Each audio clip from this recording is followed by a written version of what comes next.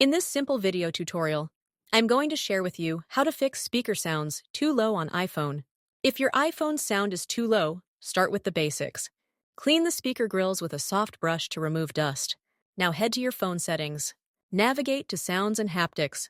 Now scroll down to Volume Limit. You just want to turn off Limit Maximum Volume.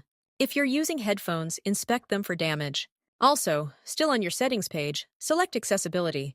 You want to scroll down to Audio and Visual. In the section of Balance, adjust to balance the volume between left and right channels.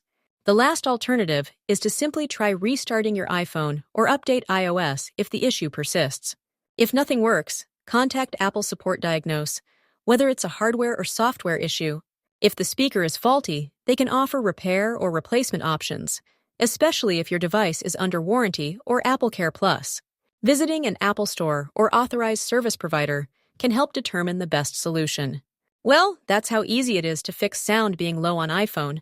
And if you have any questions, just let me know in the comments section down below. Please don't forget to leave a like, share, and subscribe for more informative tutorials like this one.